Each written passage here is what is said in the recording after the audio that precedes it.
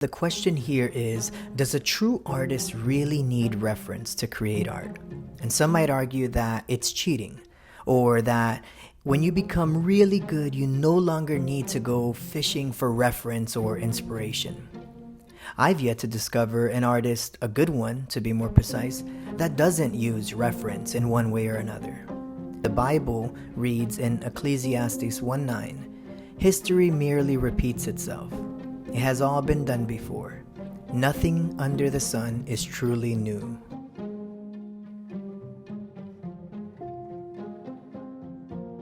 So the first one is photo. And I would say that photo reference is the most common type of reference that not just I, but many artists use. For me, sometimes I'm just trying to capture the expression of a character. And as an exercise, sometimes I like to completely exaggerate the features and change some of the details, drawing right over top of the photo just to try to come up with something new. Sometimes I'll push it even further and just use the reference as a pose and just change the character, maybe creating something that's more animalistic. And in this example here, I'm using Photoshop the Liquify tool in Photoshop to manipulate the photo and just kind of twist and warp it into an exaggerated look. And then I use that as my source of inspiration to really push and pull the shapes on my character. Sometimes, same thing, I'll maybe even use that as a starting point to do more of an animal type character. So really, there's a lot of options and ways that you could use these tools. But either way, I find that having a photo to start with always provides you with some ideas that you probably wouldn't have come up with on your own. So now we move on to the second one, which is video. And what I like about video reference is that as you look here, you can really basically just pause the video at any pose that you're looking for and then draw from that. So one of the things that I like about this, the advantage, is that you have options on pausing it in different moments, especially something like an animal that's moving around. Take, for example, even here with this video of this hippo. As it's coming out of the water, you can pause it at any given moment, depending on what you're trying to capture, and then draw from there. You can still push and pull and exaggerate, but having a video that you could pause in different moments is super helpful. Take for example with with the deer. You could pause it in a running pose, but even beyond that, if you look as they run further into the distance, you can really see like depth of field. You could see the in terms of value even, so in terms of not just drawing but even painting, you could see how the values are much lighter with the deer in the distance versus the ones that are a little bit closer. So there's a lot of helpful information there that you could really pull from in a video that you otherwise wouldn't really have in photography. Lastly, as we look at this little birdhouse, I really like when I can capture my own video. This isn't always possible because depending on what you're trying to, or what you need a video of, you probably don't have that available to you to film.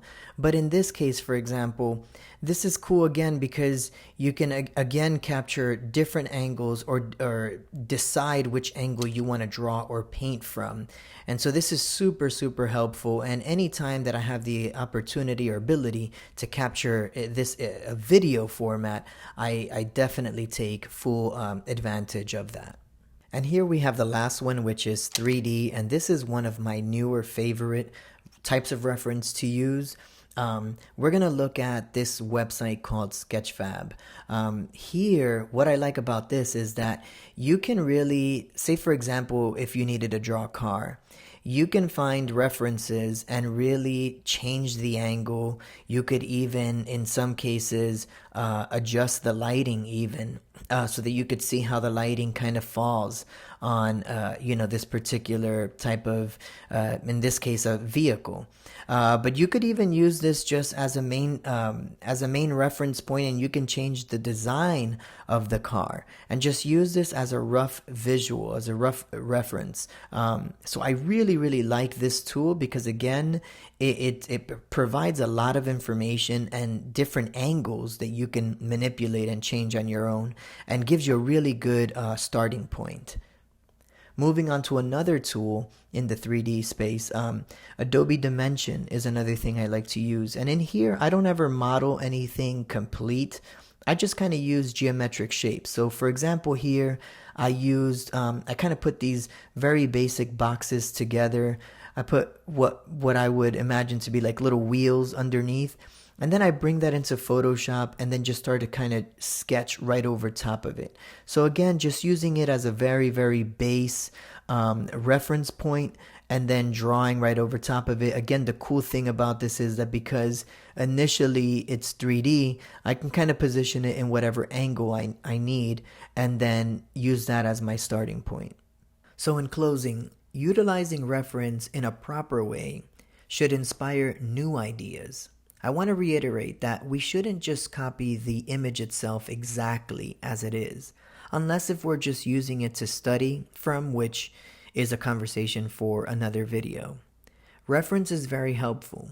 No matter how original we think we are, in the end, we're always drawing inspiration from one thing or another, one creator or another.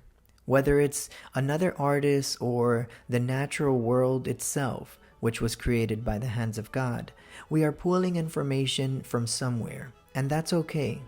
That just means you're inspired by what you see, and hopefully someday others will be inspired by the things you create.